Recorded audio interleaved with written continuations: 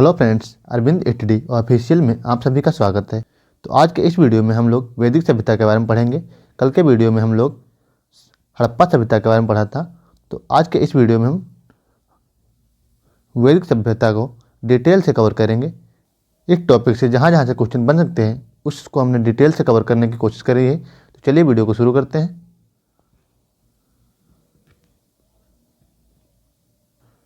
तो वैदिक सभ्यता यानी वैदिक काल जिसे कहते हैं। तो वैदिक काल का परिचय देखते हैं। भारत की सबसे प्राचीन सभ्यता यह थी। हड़प्पा सभ्यता के बाद सबसे प्राचीन सभ्यता है ये। इस सभ्यता के अंतर्गत वेदों की रचना की गई। हड़प्पा सभ्यता के बाद जिस सभ्यता का विकास हुआ उसे आर्य सभ्यता या वैदिक सभ्यता के नाम से जाना जाता है। वैदिक शब्द का निर्माण वेद शब्द से हुआ है। वैदिक शब्द है, इसका निर्माण वेद शब्द से हुआ है। वेद का जो शाब्दिक अर्थ होता है वो ज्ञान होता है। वैदिक काल का विभाजन जो है, वैदिक काल का विभाजन दो भागों में हुआ है। पहला है ऋग्वैदिक काल जो 1500 ईसा पूर्व से 1000 ईसा पूर्व का समय है।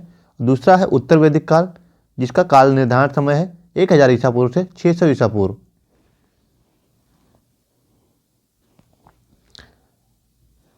आर्यों के निवास स्थान को लेकर इतिहासकारों में विशेष मतभेद बना रहता है। तो इस साइड में मूल निवास स्थान दिया हुआ है कि आर्यों का निवास स्थान कहाँ था और किस विद्वान ने ये तर्क दी है। तो कश्मीर अथवा हिमालय क्षेत्र में निवास स्थान एलडी कल्ल के द्वारा और सप्त सैंधव प्रदेश डॉक्टर अविनाश चंद्र दास द्वारा कहा गया है। और मध्य एशिया मैक्स मूलर का कथन है। तो सबसे ज़्यादा सर्वमान्य यही है, मैक्स मूलर के द्वारा जो दिया गया कथन है मध्य एशिया। तो आर्य मुख्यतः मध्य एशिया के ही निवासी थे।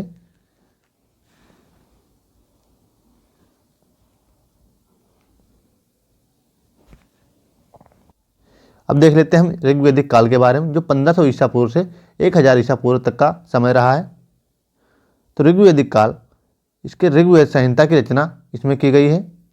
यानी जो चारों वेदों की रचना की गई उसी ही संहिता कहा जाता है, चार वेदों को एक साथ। यह एक ग्रामीण सभ्यता थी जबकि हड़प्पा सभ्यता एक नगरीय सभ्यता थी। इसमें आरंभिक जीवन पशुचारण पर आधारित था। यानी आर्य जो थे वो पशुचारण के लिए जाने जाते थे। गाय से उनका बहुत ज़्यादा प्रेम था। कृषि गौण कार्य उनके लिए था।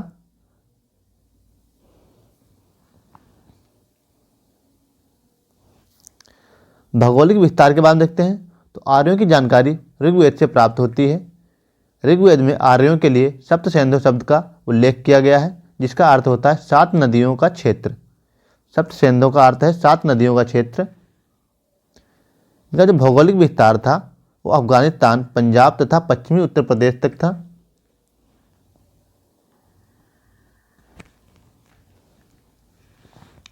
इसके बाद हम देखते हैं वैदिक साहित्य जिसका काल निर्धारण 1000 से 600 ईसा पूर्व का है। परिचय देखते हैं। तो भारतीय साहित्य परंपरा में सर्वाधिक प्राचीन हड़प्पा सभ्यता के बाद सबसे प्राचीन सभ्यता।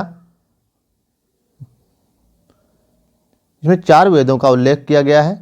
जो 4 वेदों की रचना इसमें की गई है वो ऋग्वेद, यजुर्वेद, सामवेद, अथर्ववेद हैं। इसका पीडीएफ आपको टेलीग्राम चैनल पर मिल जाएगा। ब्राह्मण ग्रंथ, आर्णेय और उपनिषद। सबसे पहले देखते हैं ऋग्वेद के बारे में। तो यह सबसे प्राचीन वेद है। इसकी रचना सबसे पहले की गई थी। इसमें कुल मंडल 10 हैं। 1028 सूक्त हैं इसमें तथा 10,580 ऋचाएँ दी हुई हैं इसमें। इसको पढ़ने वाले को होत्र कहते हैं। इसका जो पहला एवं 10वां मंडल है वो सबसे बाद में जोड़ा गया है, यानी सबसे बाद का मंडल कह सकते हैं। पहला और 10वां मंडल सबसे बाद का मंडल है। तीसरे मंडल में सूर्य देवता सविता को समर्पित पवित्र गायत्री मंत्र का वर्णन किया गया है।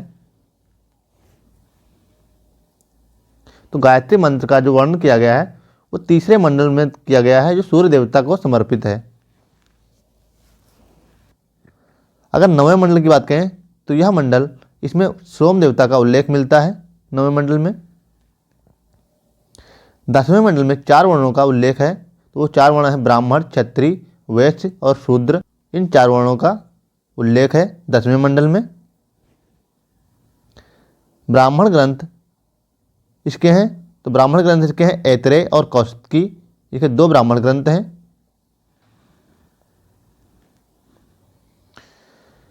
इसके बाद देखते हैं यजुर्वेद के बारे में। तो इसमें यज्ञों के नियमों एवं विधानों का वर्णन दिया गया है, यानी यज्ञों और नियमों का संकलन इसमें है। इसका एक अन्य नाम है कर्म, इसीलिए इसे कर्मकांडी वेद कहा जाता है। यह गद्य एवं पद्य दोनों भाषाओं में लिखा गया है। इसका जो वर्णन है वो गद्य एवं पद्य दोनों भाषाओं में है। इसके 2 भाग हैं, एक शुक्ल यजुर्वेद, दूसरा कृष्ण यजुर्वेद। शुक्ल यजुर्वेद जो है वो केवल पद्य में लिखा गया है, जबकि कृष्ण यजुर्वेद जो है गद्य एवं पद्य दोनों भाषाओं में लिखा गया है। इसका जो अंतिम भाग है वो ईशोपनिषद है, जिसमें आध्यात्मिक चिंतन से संबंधित विषय है। तो ब्राह्मण ग्रंथ हैं, इसके जो शतपथ है, तैतरीय, इसके 2 ब्राह्मण ग्रंथ हैं। इसको जो उच्चारण करने वाले को अध्रुवी कहा जाता है। तो इसका जो उच्चारण करता है, इसके जो मंत्रों को पढ़ता है, उसे अध्रुवी कहा जाता है।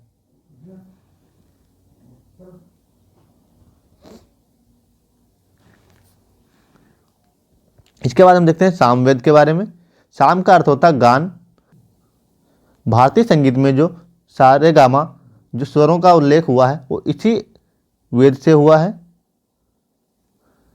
यज्ञों के अवसर पर गाए जाने वाले मंत्रों का इसमें संग्रह है। भारतीय संगीत का यह जनक है। उच्चारण करने वाला जो इसके मंत्रों को उच्चारण करता है उसे उद्गाता कहते हैं। इसमें कुल ऋचाएँ 1875 हैं। इसके प्रमुख उपनिषद हैं छांदोग्य उपनिषद और जैमिनी उपनिषद।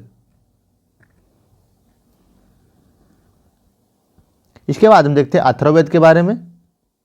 तो अथर्ववेद की रचना अथर्व तथा अंगिरस ऋषि ने की थी। इसका इसीलिए नाम अथर्वा अंगिरस है। इसमें 731 सूक्त, 20 अध्याय, लगभग 6000 मंत्र हैं।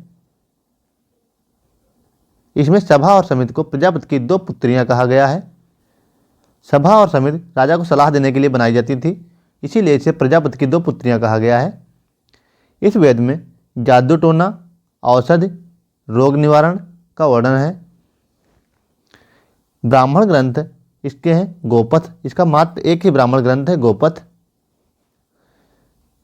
इसके उपनिषद हैं मुंडकोपनिषद, प्रश्नोपनिषद तथा मांडकोपनिषद। इसके ये 3 उपनिषद हैं। सत्यमेव जयते राष्ट्रीय आदर्श जो है इसको मुंडकोपनिषद से लिया गया है। इसकी 2 शाखाएं हैं, एक शौनकवाद है, दूसरा पिप्पलवाद है। ये इसकी 2 प्रमुख शाखाएं हैं।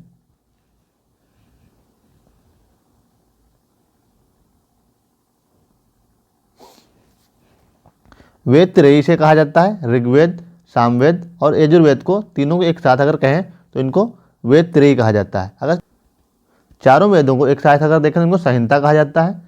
अथर्ववेद, ऋग्वेद, यजुर्वेद और सामवेद, इन चारों वेदों को एक साथ संहिता कहा जाता है। अगर तीनों वेदों को देखें, ऋग्वेद, यजुर्वेद, सामवेद, इसमें अगर हम अथर्ववेद को हटा दें तो इसे वेद त्रयी कहते हैं। ऋग्वेदिक कालीन प्रमुख नदियाँ जिनके आधुनिक नाम और ऋग्वेदिक कालीन नाम हैं। तो अगर ऋग्वेदिक कालीन नाम की बात करें तो अचकिनी, और अगर आधुनिक नाम की बात करें तो इसे चेनाब नाम से जाना जाता है। इसी हिसाब से विपाशा का व्यास है, पृथुड़ी का रावी नदी और विस्तृता का झेलम नदी के नाम से जाना जाता है। और सदानीरा को गंडकी नाम से यानी या गंडक नाम से जाना जाता है। शतुद्री को सतलज नाम से जाना जाता है। दृष्टद्युति को घग्गर नाम से जाना जाता है। तो इनके ये आधुनिक नाम हो गए और ये प्राचीन नाम है।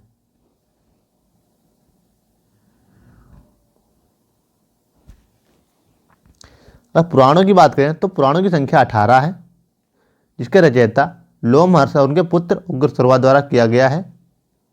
ये प्राचीन एवं प्रमाणिक, इनमें अगर बात करें तो सबसे मत्स्य पुराण सबसे प्राचीन और प्रमाणिक है। ऋग्वेद में गाय को अधन्या कहा गया है, जिसे ना मारने योग्य, क्योंकि गाय बहुत ही पवित्र शब्द था, बहुत ही पवित्र पशु आर्यों के लिए माना गया है।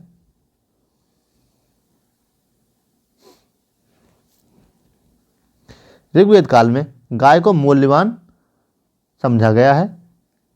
यानी गाय को मूल्यवान धन समझा जाता था ऋग्वैदिक कालीन में। ऋग्वेद में 25 नदियों का उल्लेख है, जिसमें से सबसे पवित्र नदी सरस्वती को माना गया है। इसमें इसको जो संज्ञा दी गई है नदीत्मा, यानी सबसे अच्छी नदी, देवीत्मा सबसे अच्छी देवी, और मातेत्मा सबसे अच्छी माँ की संज्ञा इसे दी गई है। तो ये ऋग्वैदिक कालीन जो प्रमुख नदी है सरस्वती को ही सबसे पवित्र नदी माना गया है। तो इस वीडियो में इतना ही। अगर वीडियो अच्छा लगा हो तो वीडियो को लाइक करें, चैनल को सब्सक्राइब कर लें, ताकि इसी प्रकार के वीडियो आप तक पहुँचते रहें। इसका PDF आपको टेलीग्राम चैनल पर मिल जाएगा। चलिए मिलते हैं अपने नेक्स्ट वीडियो में।